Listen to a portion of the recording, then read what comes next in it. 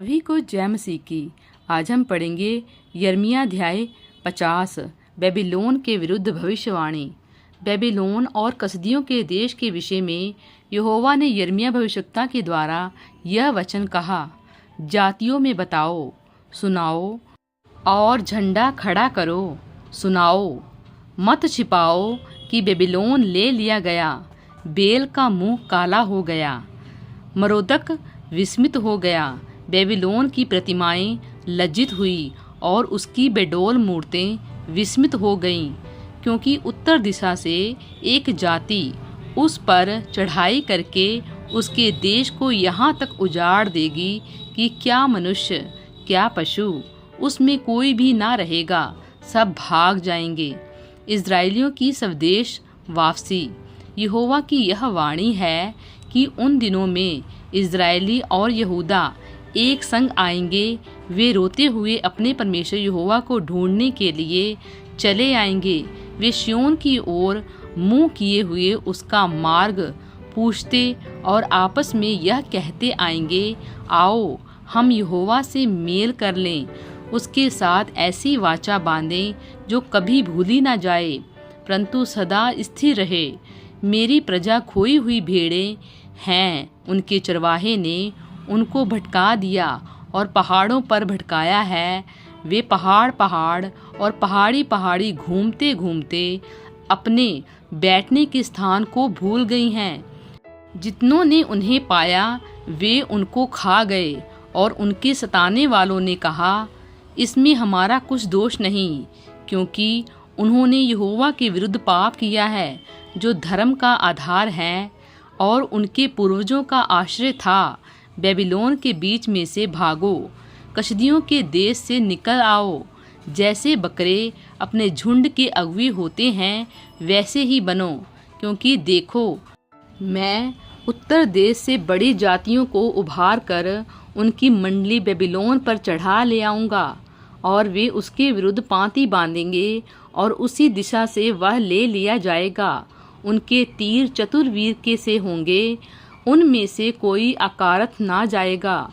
कसदियों का देश ऐसा लुटेगा कि सब लूटने वालों का पेट भर जाएगा। यहोवा की यह वाणी है। बेबीलोन का पतन।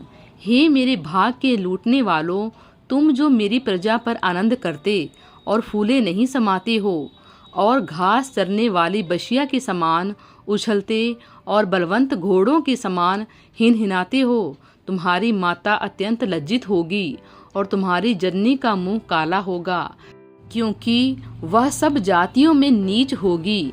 वह जंगल और मरु और निर्जल देश को जाएगी। यहोवा के क्रोध के कारण वह देश निर्जन रहेगा, वह उजाड़ ही उजाड़ होगा। जो कोई बेबीलोन के पास से चलेगा वह चकित होगा और उसके सब दुख देखकर ताली बजाएगा। हे सब धनुर्धारियों, बेबीलोन के चारों ओर उसके विरुद्ध पाँति बांधो, उस पर तीर चलाओ, उन्हें मत रख छोड़ो, क्योंकि उसने यहोवा के विरुद्ध पाप किया है। चारों ओर से उस पर ललकारो, उसने हार मानी, उसके कोट गिराए गए, उसकी शहरपनाह ढाई गई, क्योंकि यहोवा उससे अपना बदला लेने पर है। इसलिए तुम भी उससे अपना अपना बदला लो। जैसा उसने किया है वैसा ही तुम भी उससे करो। बेबीलोन में से बोने वाले और काटने वाले दोनों को नष्ट करो। वे दुखदाई तलवार के डर के मारे अपने अपने लोगों की ओर फिरें और अपने अपने देश को भाग जाएं। इज़राइलियों की वापसी। इज़राइल भगाई हुई भेड़ है, सिंहों ने उसको भगा दिया है। पहले तो अशूर के राजा ने उसको खा डाला और तब बेबीलोन के राजा नबूकदनेस्सर ने उसकी हड्डियों को तोड़ दिया है। इस कारण इज़राइल का परमेश्वर सेनाओं का यहोवा यूं कहता है, देखो जैसे मैंने असूर के राजा को दंड दिया था वैसे ही अब देश समेत बेबीलोन के राजा को दंड दूंगा। मैं इज़राइल को उसकी चराई में लौटा लाऊंगा और वह कमरेल और बशान में फिर चरेगा और अप्रेम के पहाड़ों पर और गिलाद में फिर पेट भर खाने पाएगा। यहोवा की यह वाणी है कि उन दिनों में इज़राइल का अधर्म ढूंढने पर भी नहीं मिलेगा और यहूदा के पाप खोजने पर भी नहीं मिलेंगे, क्योंकि जिन्हें मैं बचाऊं उनके पाप भी क्षमा कर दूंगा। परमेश्वर द्वारा बेबीलोन का न्याय। तू मरातैम देश और पकोद नगर के निवासियों पर चढ़ाई कर, मनुष्यों को तो मार डाल और धन का सत्यानाश कर। यहोवा की यह वाणी है, और जो जो आज्ञा मैं तुझे देता हूँ उन सबों के अनुसार कर। सुनो, उस देश में युद्ध और सत्यानाश का सा शब्द हो रहा है। जो हथौड़ा सारी पृथ्वी के लोगों को चूर चूर करता था, वह कैसा काट डाला गया है। बेबीलोन सब जातियों के बीच में कैसा उजाड़ हो गया है। हे बेबीलोन, मैंने तेरे लिए फंदा लगाया और तू अनजाने उसमें फंस भी गया। तू ढूंढ कर पकड़ा गया है, क्योंकि तू यहोवा का विरोध करता था। प्रभु सेनाओं के यहोवा ने अपने शास्त्रों का घर खोलकर अपने क्रोध प्रकट करने का सामान निकाला है। क्योंकि सेनाओं के प्रभु यहोवा को कसदियों के देश में एक काम करना है। पृथ्वी की शोर से आओ और उसकी बखारियों को खोलो। उसको ढेर ही ढेर बना दो, ऐसा सत्यानाश करो कि उसमें कुछ भी ना बचा रहे। उसके सब बैलों का नाश करो, वे घात होने के स्थान में उतर जाएं। उन पर हाय, क्योंकि उनके दंड पाने का दिन आ पहुंचा है। सुनो, बेबीलोन के देश में से भागने वालों का सा बोल सुनाई पड़ता है, जो सिय्योन में यह समाचार देने को दौड़े आते हैं कि हमारा परमेश्वर यहोवा अपने मंदिर का बदला ले रहा है। सब धनुर्धारियों को बेबीलोन के विरुद्ध इकट्ठे करो, उसके चारों ओर छावनी डालो, कोई जन भाग कर निकलने ना पाए। उसके काम का बदला उसे दो, जैसा उसने किया है ठीक वैसा ही उसके साथ करो, क्योंकि उसने यहोवा इज़राइल के पवित्र के विरुद्ध अभिमान किया है। इस कारण उसके जवान चौकों में गिराए जाएंगे और सब योद्धाओं का बोल बंद हो जाएगा। यहोवा की यही वाणी है। प्रभु सेनाओं की यहोवा की यह वाणी है, हे अभिमानी, मैं तेरे विरुद्ध हूँ, तेरे दंड पाने का दिन आ गया है। अभिमानी ठोकर खाकर गिरेगा और कोई उसे फिर ना उठाएगा, और मैं उसके नगरों में आग लगाऊंगा, जिससे उसके चारों ओर सब कुछ भस्म हो जाएगा। सेनाओं का यहोवा यूँ कहता है, इज़राइल और यहूदा दोनों बराबर पिसे हुए हैं, और जितनों ने उनको बंधुआ किया वे उन्हें पकड़े रहते हैं और जाने नहीं देते।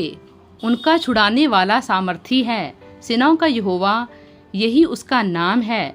वह उनका मुकदमा भली भांति लड़ेगा कि पृथ्वी को चैन दे, परंतु बेबीलोन के निवासियों को व्याकुल करे। यहोवा की यह वाणी है, कसदियों और बेबीलोन के हाकिम, पंडित आदि सब निवासियों पर तलवार चलेगी। बड़ा बोल बोलने वाले पर तलवार चलेगी और वे मूर्ख बनेंगे।